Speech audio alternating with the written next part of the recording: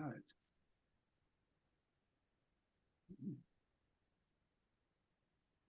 I don't have all my screens because I'm traveling, so can you see the source sheet? Yeah. Okay. It's large. All right. We are in Parshat Mishpatim, and as we said last week, with the Ten Commandments, we're now in the Torah's focus now is going to be on laws, and Mishpatim certainly embodies that, as it just gives a whole series of different halachot, different rules. Lots of interesting discussions about if and how it connects it all to the Ten Commandments and the revelation at Sinai. The end of the parsha brings us back to Har Sinai, so there are many who want to connect the two parshiot.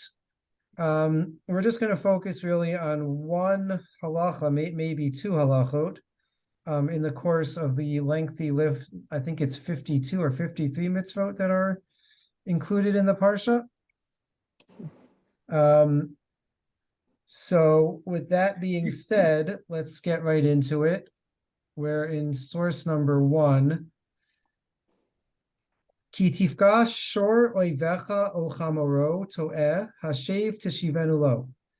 If you encounter the ox of your enemy or his donkey wandering about, you must return it to him. Ki tirech chamor sonecha rovetz tachat masao v'chaldalta me'azov lo, azov ta'azov imo.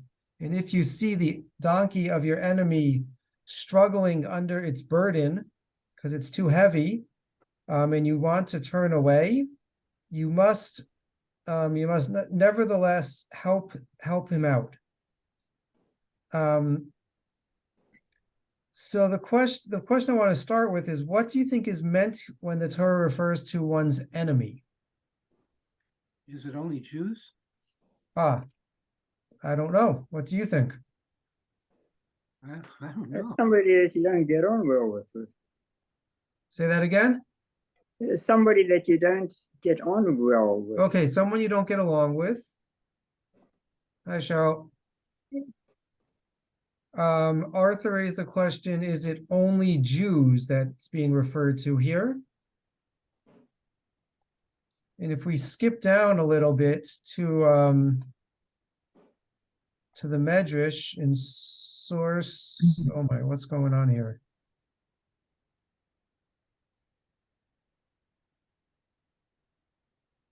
What's going on with my source sheet here?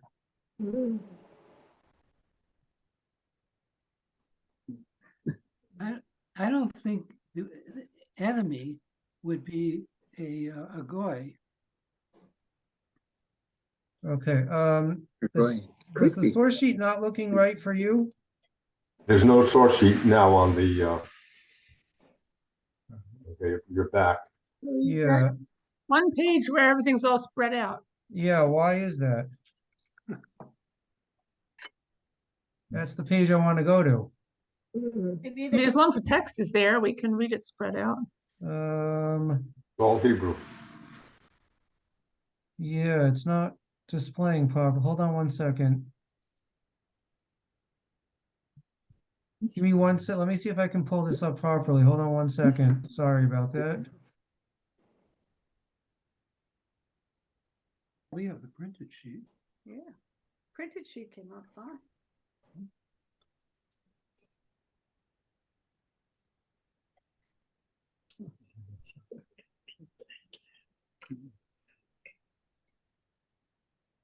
The Hebrew word is oyev.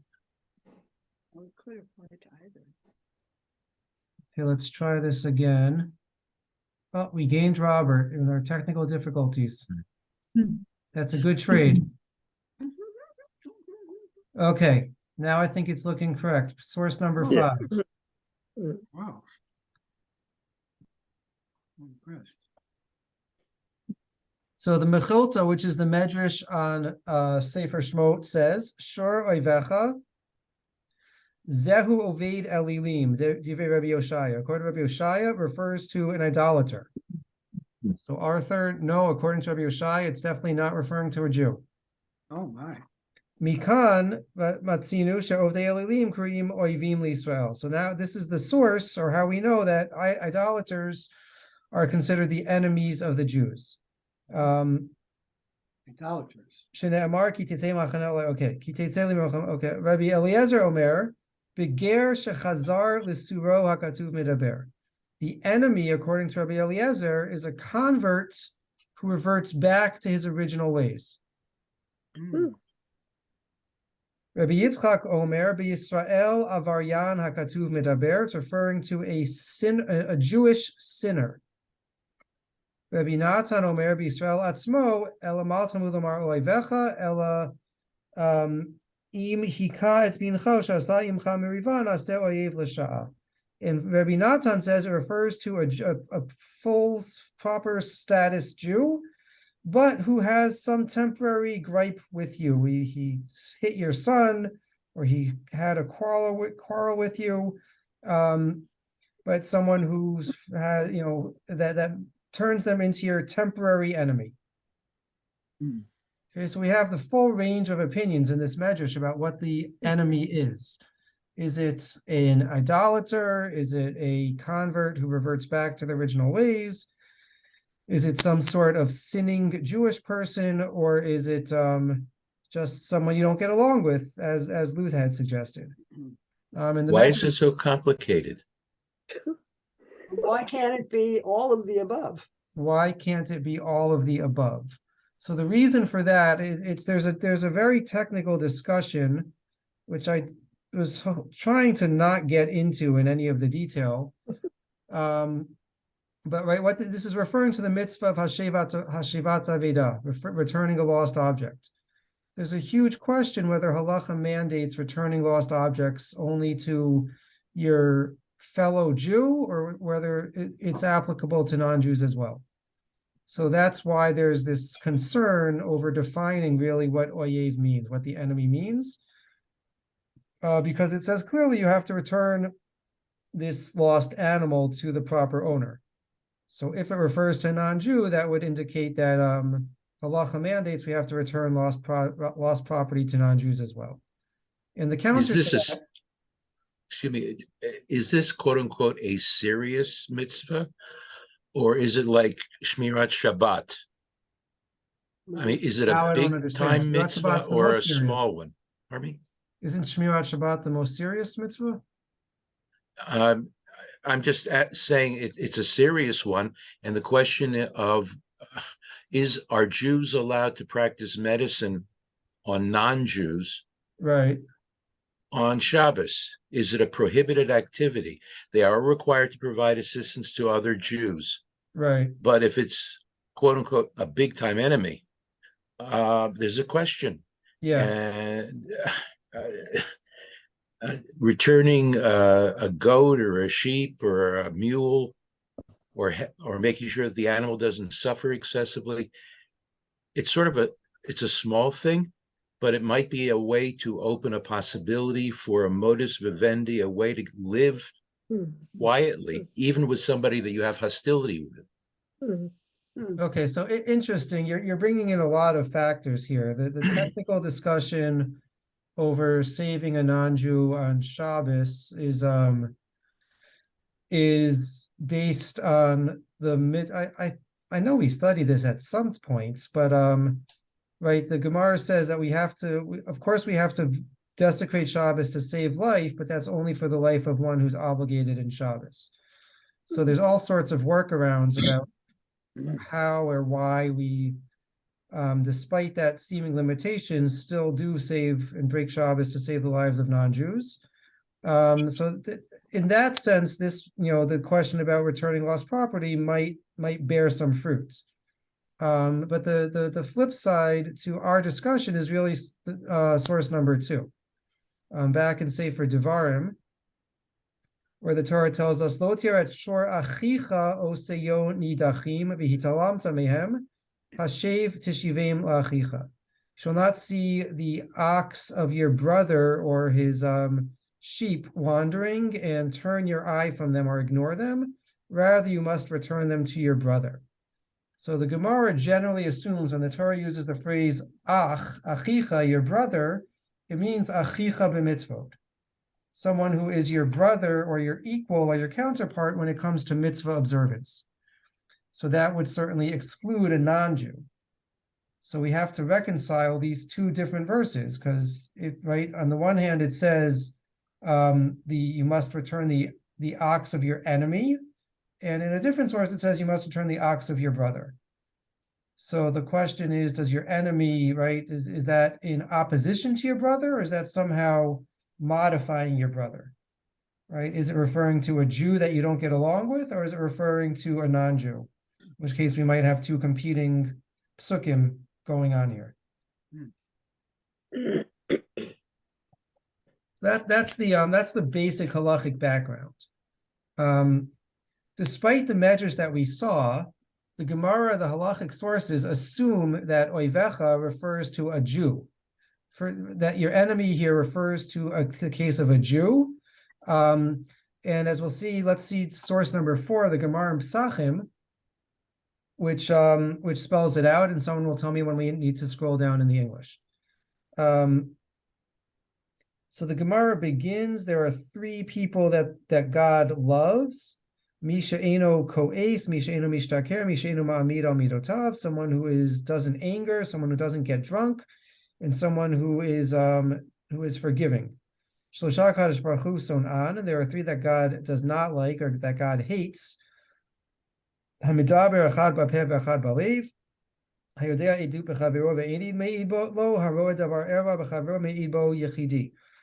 So again, I don't want to get caught down in the details here, so we'll just read quickly how it's translated here. One who says one statement with his mouth and means another in his heart, a hypocrite. One who knows testimony about another person and does not testify on his behalf.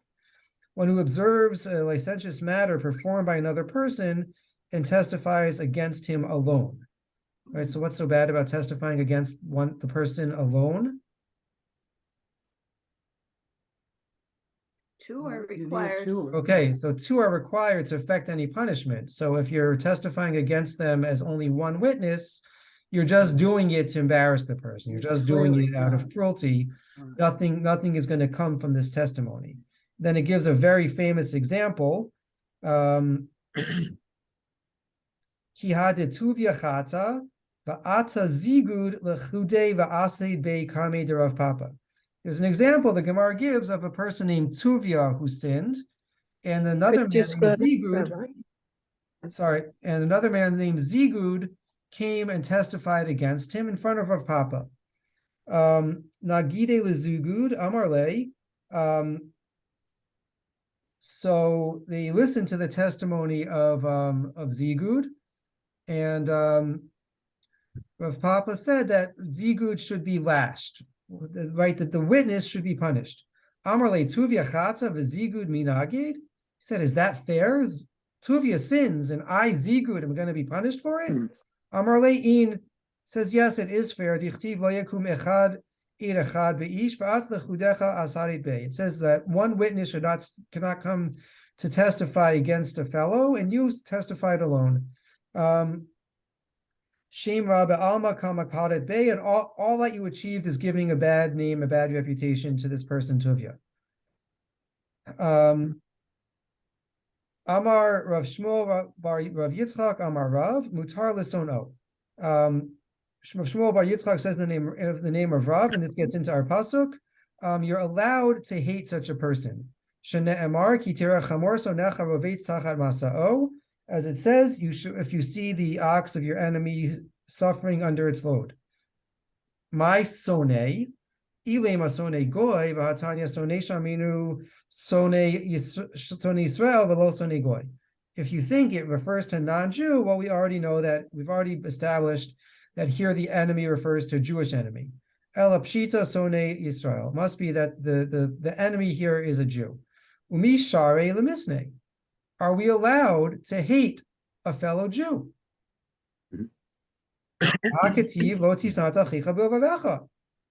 It says elsewhere in the Torah, source number 3, on the sheets, that you're not allowed to hate your brother in your heart. So how could you have a Jewish enemy, a Jewish person that you hate? Ella de'ika sahade de'avid isure, Kuli alma nami misani sanile. So they say if there is a witness against the person that they committed a prohibited act, then everyone agrees that we're allowed to hate them.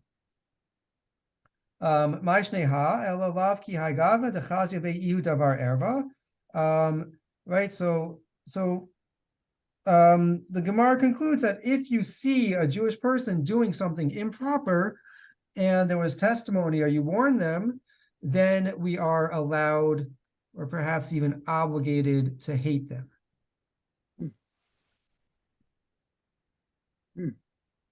All right, so what does it mean that we're allowed or obligated to hate a fellow Jew? This sounds very much not like what we normally say. Beruria would say, hate the sin, not the sinner. Okay, so we certainly are familiar with the idea of hate the sin, not the sinner. But here it seems to be saying that we hate the sinner.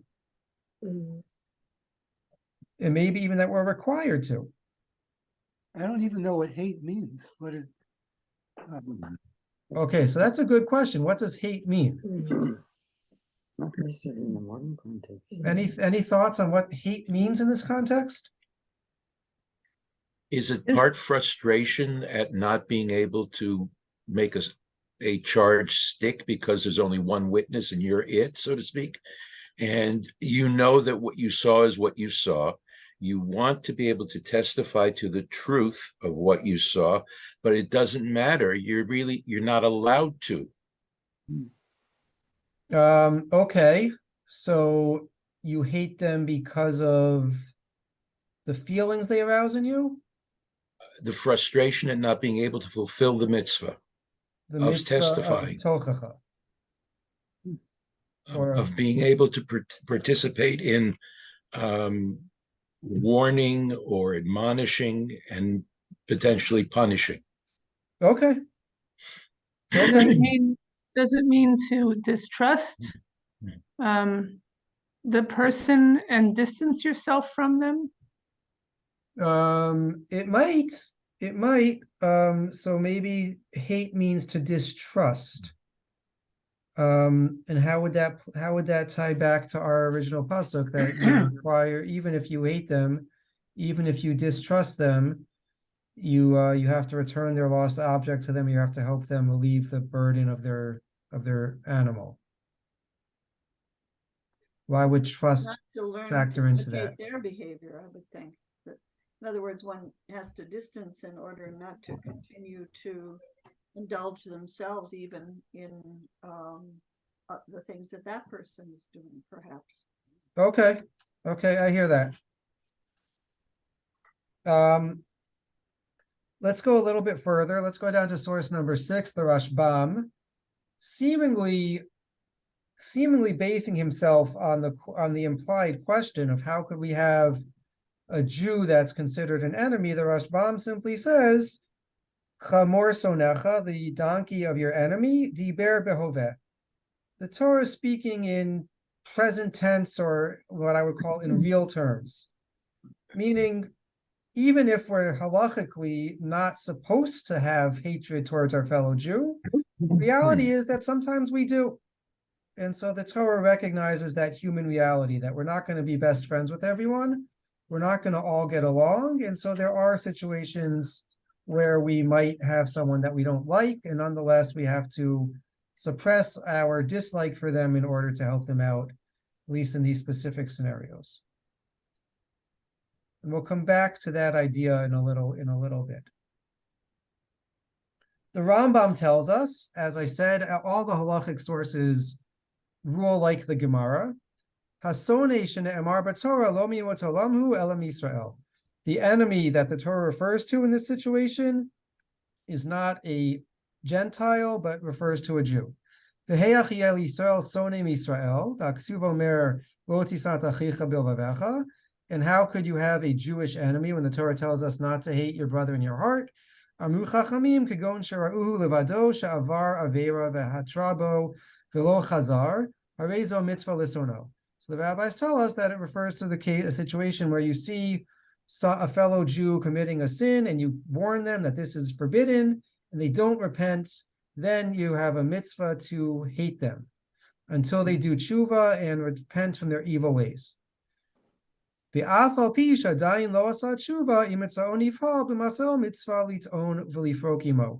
even if they have not yet repented, and you see them or their animal suffering under the burden, there's a mitzvah to help them out. You can't leave him alone in a dangerous situation. You have to help them out. The Torah is very stringent when it comes to Jewish lives. Bein Rishaim, bein Tzadikim. Whether it's a righteous Jew or a sinning Jew, a sinner, we have to be very diligent and very meticulous when it comes to preserving Jewish life. Since they are attracted to God and believe in the basic principles of the faith,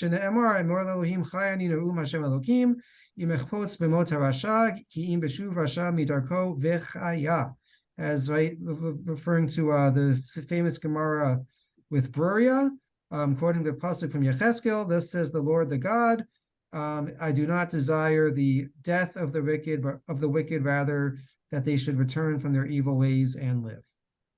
So we have a situation where we are, according to the Rambam, also required to have this attitude of hatred or contempt towards our fellow Jew if they do not act in a religiously proper way. So it's interesting, Robert, whether the this hatred we're supposed to have stems from our frustration at not having succeeded in directed them towards the proper path, whether it's some sort of an embodiment of the zealotry of, right, along the lines of Pinchas. I don't know where that hatred stems from, right? If we're supposed to be fighting God's battles, as it were, and so anyone that's not towing the line, even though really that should be between them and Hashem, right? The Rambam is saying that we can internalize that in our relationship with them as well. This source is very general.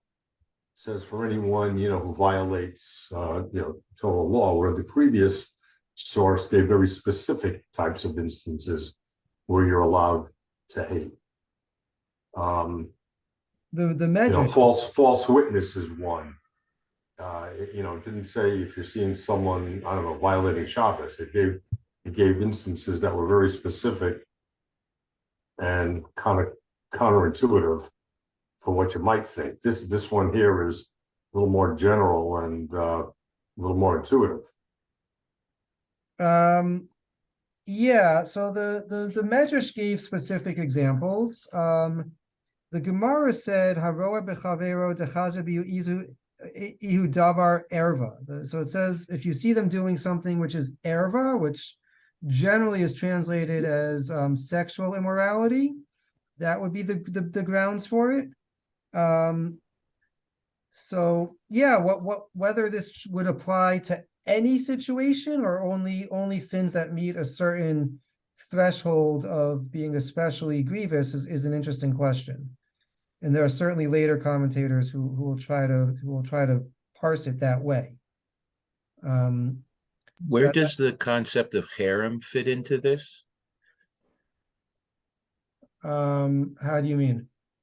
There is a long-established practice whereby the kehillah, the community, can decree that somebody is in harem, in excommunication, to be shunned, and it's very specific that if he dies, he will not be buried in Jewish cemetery.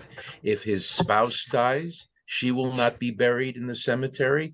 If his children die, if a child Right. is born, it will not be circumcised. That's very, very massive.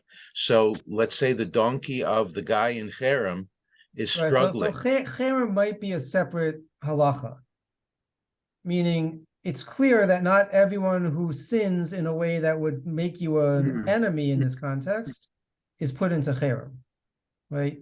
It's not overlap. So if a person is in cherem, then the laws of cherem might preclude us from helping because of the laws of cherem, but assuming that nothing else is in play.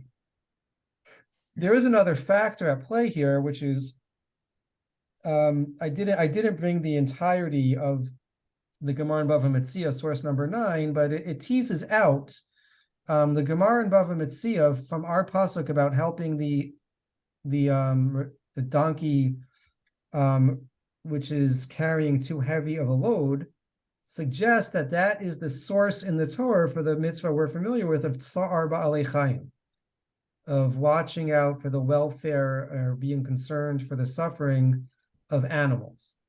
And the Gemara wants to prove from the fact that the Torah tells us that you have to help the donkey that's carrying too heavy a burden, that would be proof that Sar Ba'alei Chayim is a mitzvah deoraita, is not just a nice idea, but is in fact a biblically mandated mitzvah. But the Gemara seems to shut that down because it says as follows, source number 9. Tashma. So remember, we have a pasuk in Vayikra that says if you see the donkey of your enemy, you have to treat it in such and such a way. And in Devarim, it says if you see the donkey of your brother, you have to treat it in such and such a way. So the Gemara is wondering why in one instance does it tell us it's the animal of your enemy, in one instance it's the animal of your brother. Tashma. Ohiv lifrok v'sone litzaon. Mitzvah besone. So if it's a friend or a brother's donkey that is carrying a heavy load, and it's sorry, did I get that right? Okay, a friend who's yeah. Okay, so if okay, yeah, so, sorry. If you see a friend's donkey that is suffering from too heavy a burden, and an enemy's donkey that needs help, that its load fell off and it needs help reloading, mitzvah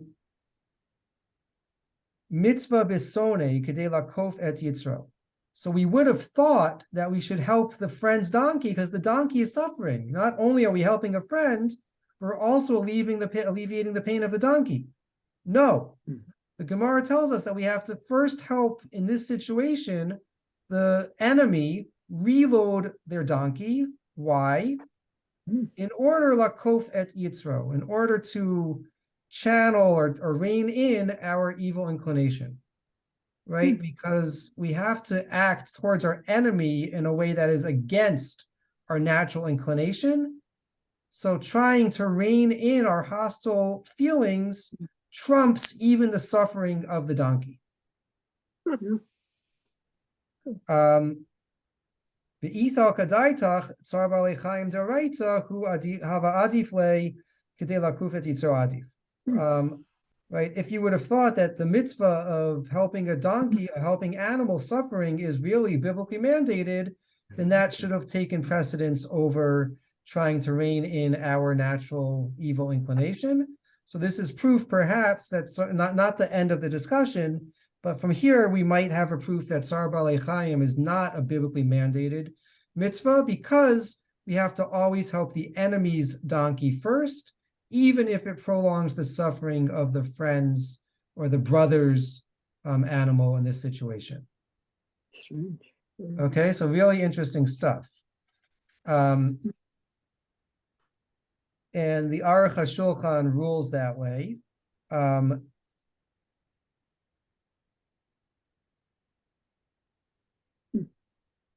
So I wanted to, before we go to the, we're going to go a little bit out of order. We're going to skip down to number 15.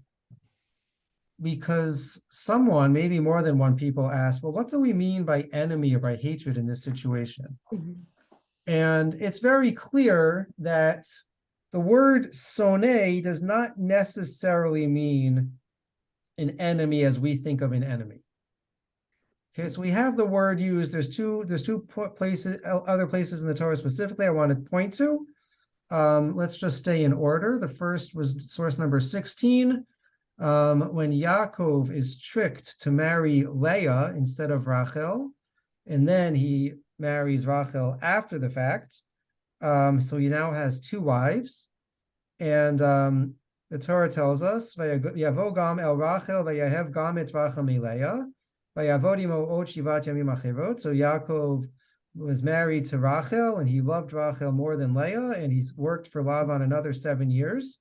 Vayar Hashem ki snua Leah, vayiftach et Rachma v'Rachel akara. God saw that Leah was snua, was hated, or whatever, however we're going to translate that, and he opened her womb. And Rachel was barren. Vatahar Leah vateled ben, vatikra shmo Reuven, ki amra kirashem ba'oni ki atai avani ishi, and Leah became pregnant, and she gives birth to son Reuven. She calls him that because God saw my suffering, and now my husband will love me. Vatahar od vateled ben, vatomer ki sharma Hashem ki snua anochi, vayitin li gam et zeh, vatikra shmo Shimon. She said, and she becomes pregnant a second time, and she said she names the kid Shimon because she said, God heard that I was hated. Okay, so that's a really, if we think that Jewish names have great significance and great beautiful meaning, the first two kids of Leah don't have the most beautiful meaning names. And we still call kids these names up until this day, Reuven and Shimon. But we wouldn't think of naming a child, well, God saw I was hated, so now I have a child, so I won't be hated as much. That doesn't sound like the best, most beautiful name, right? That's not a nice speech to give at the bris over bagels about why we chose this name for our kid. We have also perhaps a parallel story, perhaps a parallel halacha, back in source number 15. Kitiena ish shtei nashim, achat ahuva v'achat snua. Yaldulo banim ahuva v'hasnua, v'yaben ha'bachor lasnia. In a situation where a man has two wives, one whom is loved and one whom is hated, and each of them have a child, the loved one and the hated one, and the firstborn is to the hated wife.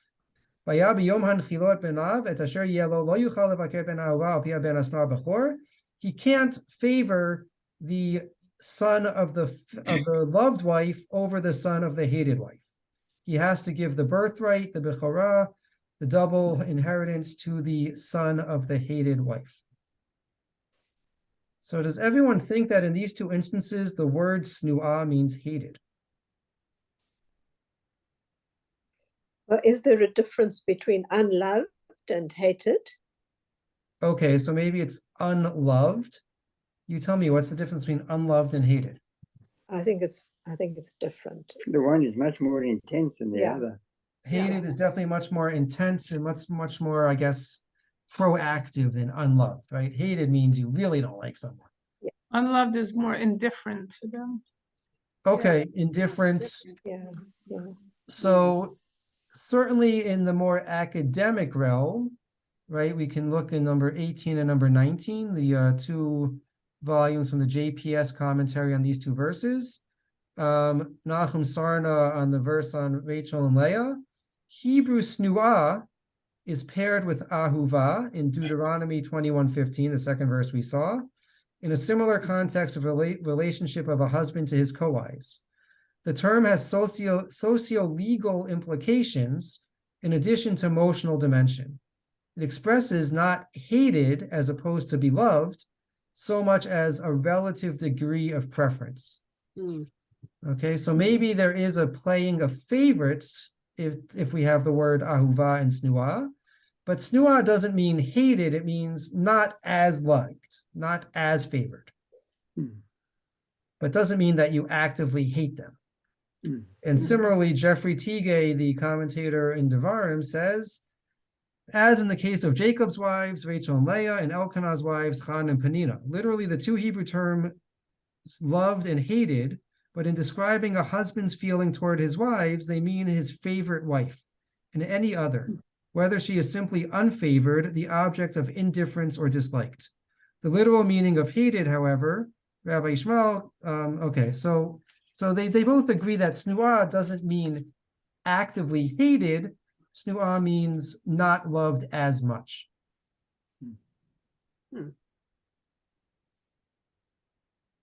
Which might have interesting implications back for our pasuk about the donkey of a quote enemy. Maybe it just means someone who's not your best friend, right? Someone that you would say hi to in the street, but someone you wouldn't necessarily have over for Shabbos meal. Maybe that would be a better definition of hated. And that seems to be how it's taken. So if we go back now, taking all these factors in mind, we come to what I think is a really interesting, perhaps self-evident, but a really interesting conclusion to this whole issue. So we'll begin with number 11, Nechama Leibowitz, who writes, much like the Rashbam we saw earlier, when the Rashbam addressing the question, how could the Torah tell us that we have to hate, that we have an enemy, we have to hate someone? We've already been told you're not allowed to hate a fellow Jew. So she also says the Torah here is not legislating for an ideal world where people do not hate each other, but takes into account the grim reality that people do not achieve the desired observance of thou shalt not hate your brother in your heart. The Torah lays down rules of behavior even for such an admittedly immoral situation where two people are hostile to one another, enjoining such acts of assistance as relieving the ass of an enemy of its burden and returning of its lost property. These small deeds of goodwill would, it was hoped, eventually lead to the removal of the hatred in accordance with the scriptural demand. Okay, so remember, we saw the Gemara that tells us even if it's your friend's donkey that is suffering and your enemy's donkey that is just needs help to be reloaded or repacked up, we have to first pay attention and help the enemy in order lachof et yitzro, in order to subjugate the inclination. So that seems to be what's going on here, right? Not that we're halachically mandated to hate such a person and never help them, but if we have ill will, if we're not on the best terms with somebody, we're supposed to go out of our way, and we're being commanded to go out of our way to do actions that will lead to making amends with them, to making up with them. The word sona has a couple of other instances that puzzle me. One is Sona Yisrael, Mm-hmm.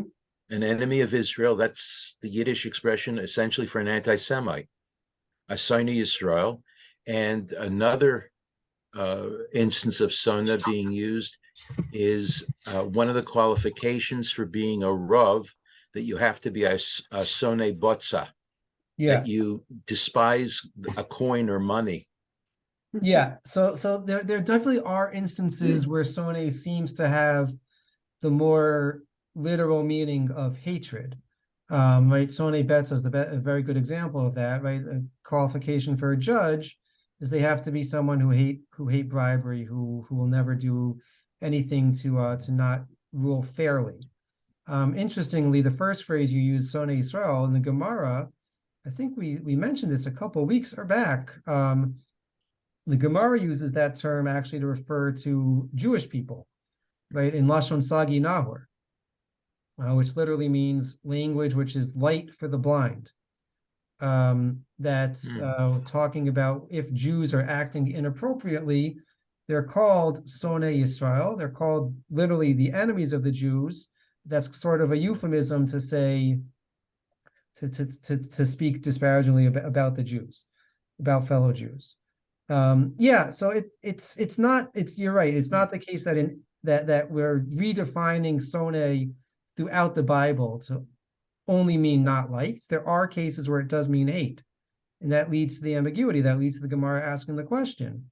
But I just wanted to suggest that maybe here it doesn't mean that we're supposed to literally actively hate someone, but we're supposed to, for whatever reason they didn't listen to us. We had a bad interaction with them. They might not have the best place in our hearts at the moment, but we nonetheless have to, recognize that there is this fracture in the relationship and take steps to try to repair it, or not to act cruelly towards those people when they're really in desperate need.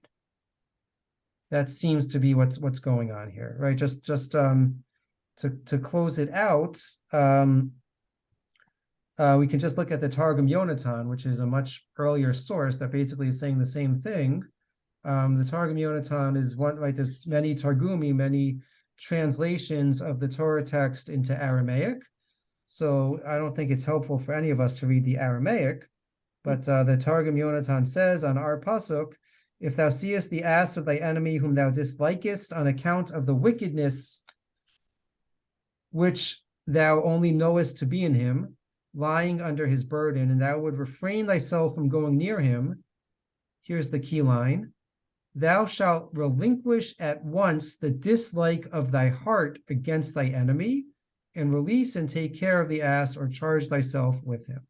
Okay, so you have to remove the hatred or remove the dislike from your heart in order to do the right thing in this situation. Okay, so that's what I have for tonight. Are there any final questions or thoughts on any of this? I was thinking that maybe hate could be having a bad, having somebody that you just have, like, that you're just against. So if Yeah. there's ever, if there any situation comes out, that you would side against that person. Right. There is a very important position that was a little bit too technical, I thought, to try to get into in our time tonight. But there are those who want to distinguish and say, right, when it refers to someone who you see sinning and you warn them and they don't listen, that's when they become a soneh.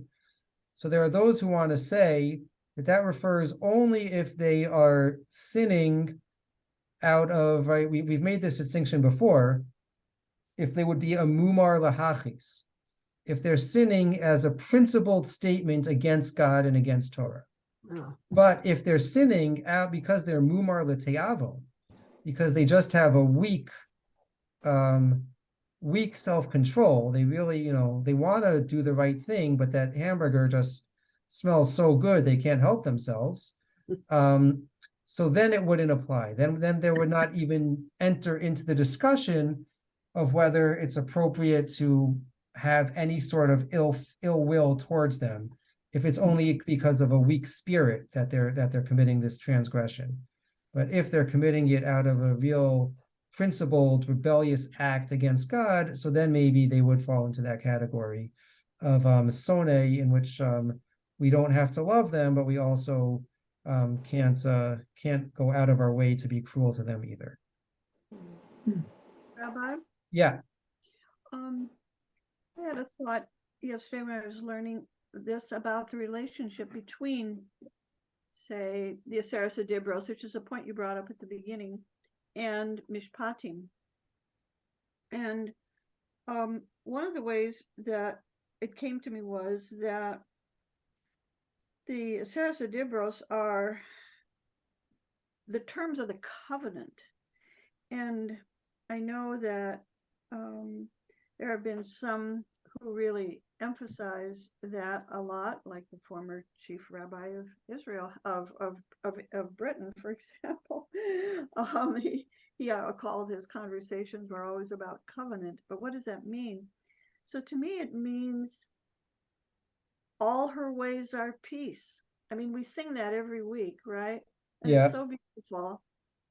And in other words, I noticed that the verb shalom is used as, that the word shalom is made into a verb and used as a verb in Mishpatim, which suggests that what our interactions with one another are always kind of making up for some loss, making up for some lack, making up, trying to bring a person to a place of peace.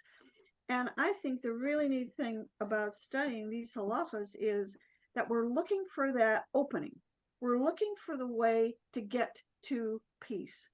And so I think we've got some nice examples. I was so happy to see the example from Nicole Leibowitz, but I think that the way she expresses it, she said, well, maybe, well, hopefully it'll get to. No, from the viewpoint of Devarim later on, we have a responsibility to make sure that each other are being enabled to go in the ways of peace.